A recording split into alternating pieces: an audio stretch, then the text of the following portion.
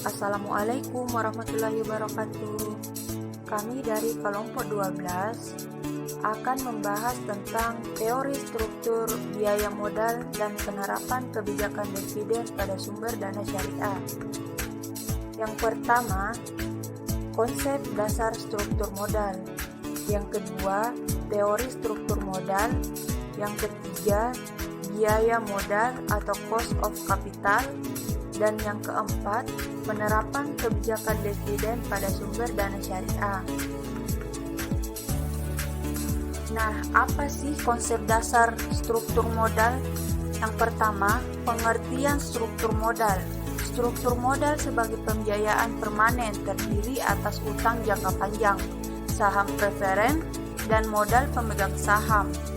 Nilai buku dari modal pemegang saham terdiri atas saham biasa, modal disetor atau surplus modal dan akumulasi laba ditahan apabila memiliki saham tersebut akan ditambahkan pada modal pemegang saham. Yang kedua, komponen struktur modal. Nah, dari komponen struktur modal ini dapat dikategorikan pada dua hal, yaitu utang jangka panjang dan modal sendiri. Dari utang jangka panjang ini, menurut Sunjaya dan Barlian, merupakan salah satu dari bentuk pembiayaan jangka panjang yang memiliki jatuh tempo dari 1 tahun, biasanya 5-20 tahun. Dan dari modal sendiri atau equity capital adalah dana jangka panjang perusahaan yang disediakan oleh pemilik perusahaan atau pemegang saham yang terdiri atas berbagai jenis saham atau saham preferen dan saham biasa, serta laba ditahan. Nah, dari modal sendiri ini ada dua sumber utama, yaitu modal saham preferen, yang dimana saham preferen ini memberikan para pemegang sahamnya beberapa hak istimewa yang menjadikannya lebih senior atau lebih diprioritaskan daripada pemegang saham biasa. Oleh karena itu, perusahaan tidak memberikan saham preferen dalam jumlah yang banyak. Dan yang kedua, modal saham biasa.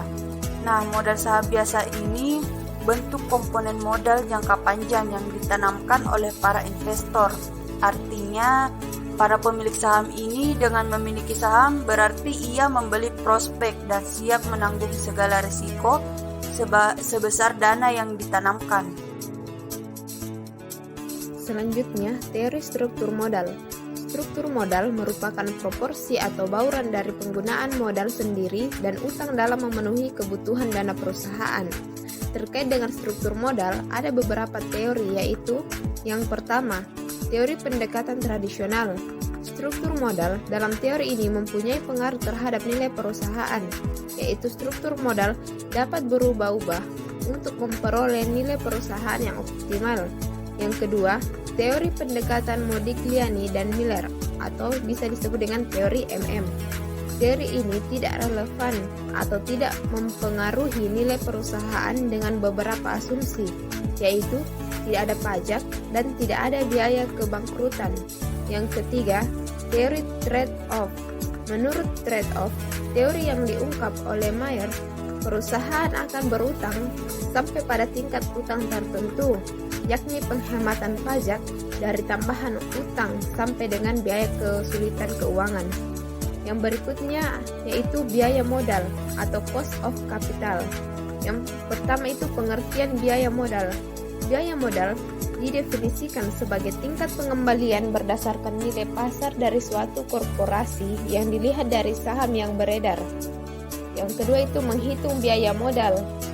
Beberapa elemen dari modal merupakan komponen biaya yang dapat diidentifikasi melalui yang pertama itu biaya modal ekuitas, yang kedua biaya surat utang, yang ketiga biaya saham preferensi, dan yang keempat biaya untuk menghasilkan laba ditahan.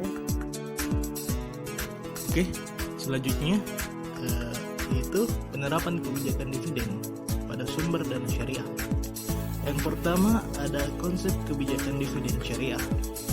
Kebijakan dividen merupakan suatu keputusan laba yang diperoleh perusahaan dan akan dibagikan kepada pemegang saham sebagai dividen atau akan ditahan dalam bentuk laba untuk pembiayaan investasi pada masa yang akan datang.